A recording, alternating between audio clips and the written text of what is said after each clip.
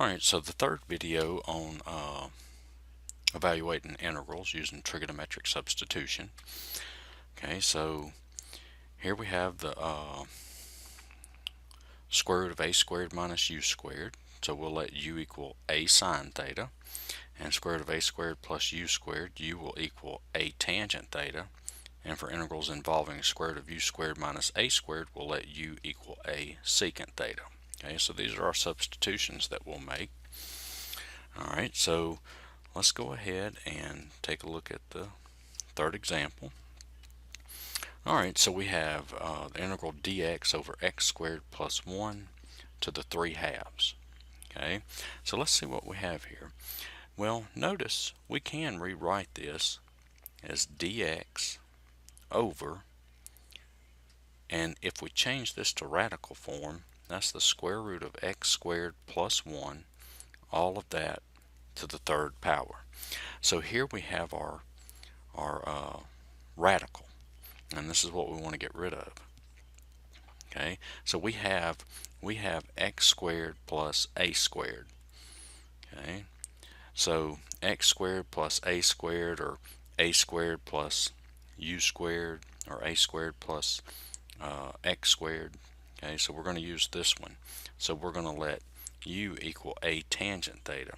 But you know, our problem is a x instead of a u, so we'll let x equal a tangent theta instead. Alright, so we're going to let x equal a, and in this case a is 1 times tangent theta. So dx is secant squared theta d theta. Alright, so let's write our problem down again. We'll write this one down. So that's going to be dx over the square root x squared plus 1 cubed. Okay, and so that's going to be dx, and dx is secant squared theta d theta over, okay, the square root of x squared. Well, what's x? X is tangent theta, so that's tangent theta plus 1, or I'm sorry, not tangent theta, plugging tangent theta in for x, and then that's squared, so that's tangent squared theta, and it's the square root of all that, and it's cubed. Okay, so now we have secant squared theta d theta over, now what's tangent squared theta plus 1? Remember your trig identities. That's going to be the square root of secant squared theta, and that's cubed. Okay, so now we have the integral secant squared theta d theta over, and then the square root of secant squared is secant. Okay, so that's secant and then raised to the third, so that's going to give us secant cubed theta. Alright, so look at this. This cancels.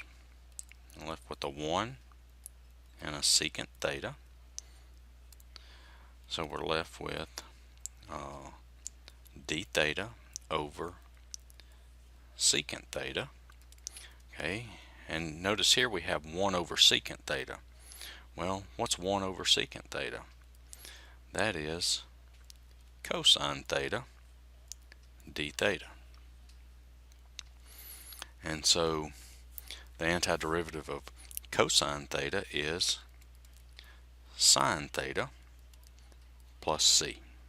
Okay, so now let's get this back in terms of x. Okay, so what did we have? We had x is equal to tangent theta. Okay, so we know x is equal to tangent theta. Let's draw our triangle, and there's theta. And remember, tangent theta is what? Opposite over adjacent. So tangent theta is x, or we can say x over 1, opposite over adjacent. So opposite over adjacent. And so now we need to find the length of this side.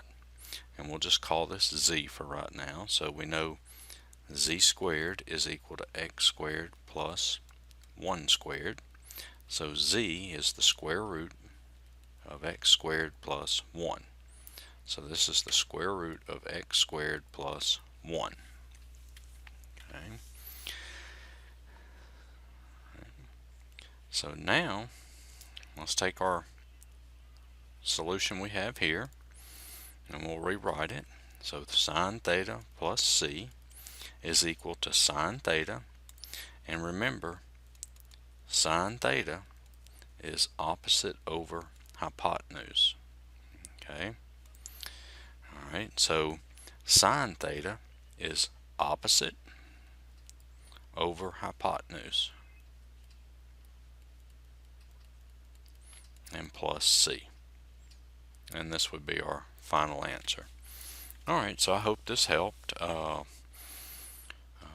Hope you'll check out my other videos, and if you like them, you can subscribe. Alright, thanks.